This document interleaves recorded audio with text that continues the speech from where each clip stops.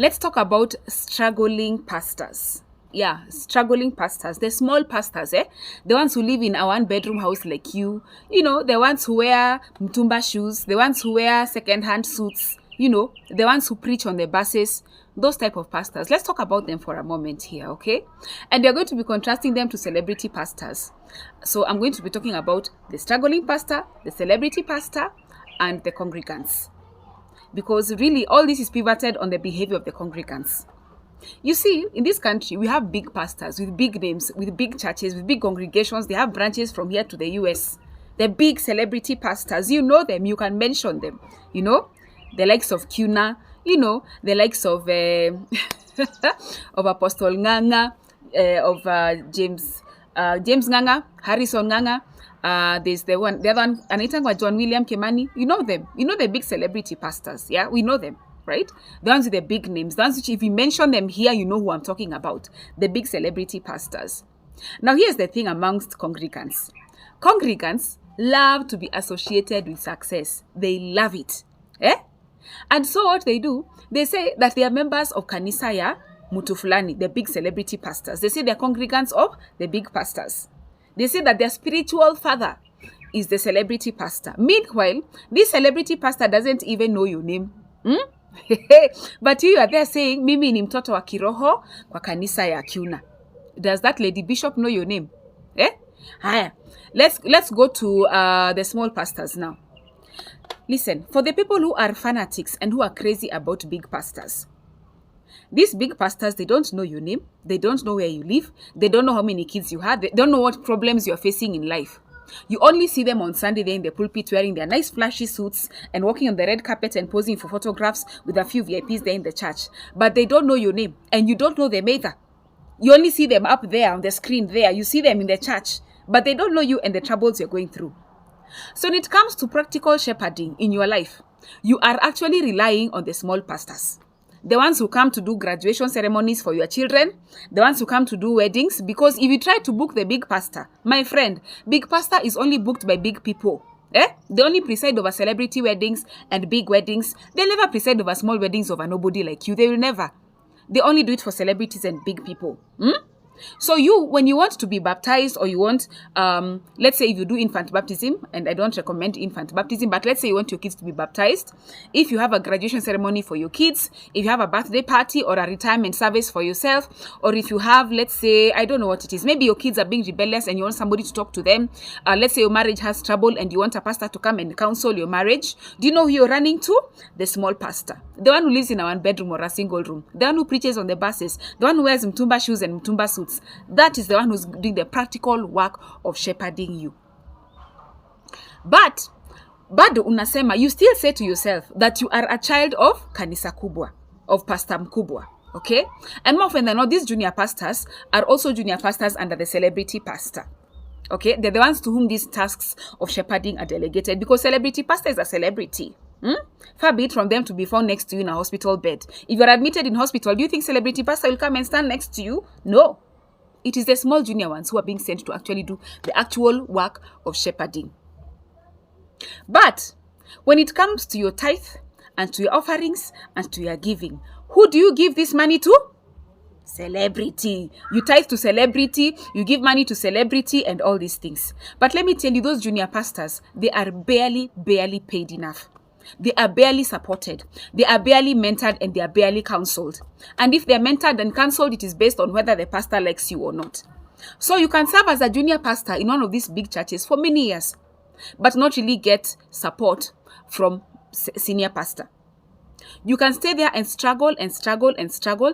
And more often than not, celebrity pastors, they really make fun of and insult and downplay and look down upon junior pastors. Who are wanakaliwa. They're pushed down so that they themselves don't also rise. So they are kept in a state of poverty. In as much as they have kids in school, you'll find them taking their kids to public schools. Meanwhile, the celebrity pastors' kids are being taken to schools outside the country and the group of schools. They're really being put in a place where you find their wives, even their wives wanashinda na matuta. They cannot even afford a nice dress. That is where our junior pastors are kept. Why? Because these churches are more of businesses. It's a competition. Nobody else can be allowed to be a celebrity more than the big celebrity himself. Now, allow me to use a secular example, and allow me to use like really secular example here, okay? Let me give you an example of celebrity musicians in, the Western world. An example of Justin Bieber, or like Usher, or P. Diddy, back when, before P. Diddy and all these scandals came out.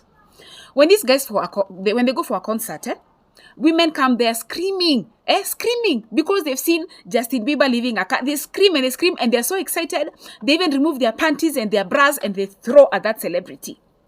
Meanwhile, there's a real man in this single woman's life, a real man who is taking responsibility for her, who is willing to be that man for her. Practical, a real person who is practical.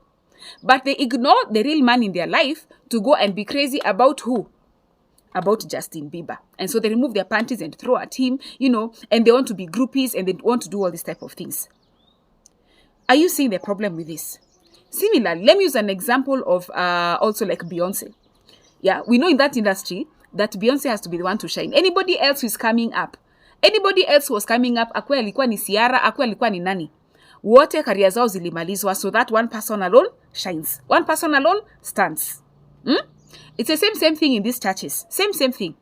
All other junior pastors, no matter how enabled they are to teach, no matter how apt they are to be shepherds, to be pastors, to teach, to counsel, to whatever it is, if any junior pastor starts being liked by the congregant, atapigwa na atamalizwa, they will try to destroy that person's career completely. Okay? And dare that person go and open another church. The celebrity pastor will talk trash about this junior pastor. And you, who has actually been being shepherded by this junior pastor, he has come for your graduations, he has come to your hospital when you are sick, he has come to see you, he has been working with you practically. When that rift happens, more often than not, people will remain with the celebrity pastors because people want to be associated with great men of God. They want to be associated with big success. And you'll hear the senior and the big pastors talking trash about those small pastors. At you want to be pastored by a person who wears mtumba shoe, because they themselves, they've taken your tithe, they will not pay them sufficiently, yeah? And then they'll continue to talk trash about them. And that is what happens. But let me ask you a question. Who is your brother? Are you your brother's keeper? The one who has stood with you when you were sick. The one who came to see you in hospital. The one who even helped you when your child was going to Form 1 and you couldn't afford to make things happen and they went and did some type of harambe. Fine, the money they sent you was only 5,000, but they went out of their way to make sure that you're able to do your things. The one who came when your marriage was in trouble and helped you to bridge things together. The one who was there when your child was graduating and you came for the event and actually celebrated with you.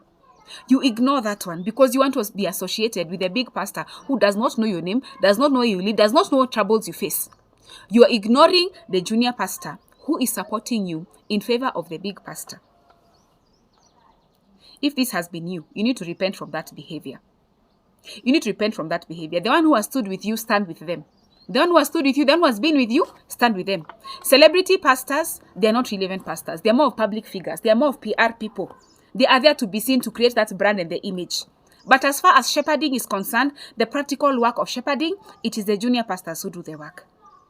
Senior pastor is just there as an icon. And ideally, the senior pastor should hold the hand of the junior pastors, but they do not because of this spirit of competition, this spirit of jealousy, this spirit of only one man alone can shine. But you, the congregant, the problem is not even the celebrity pastor. It is you, the congregant, who holds up the celebrity pastor.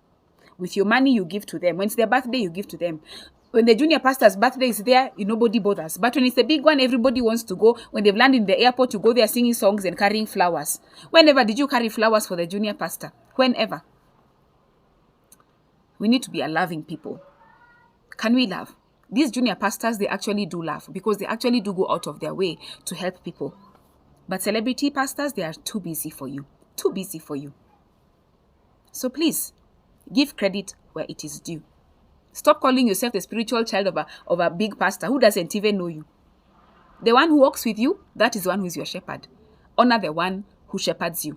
And for all purposes, do not call anybody on earth your spiritual father. For one is your Father who is in heaven, the one whom you pray in the Lord's Prayer, saying, Our Father who art in heaven.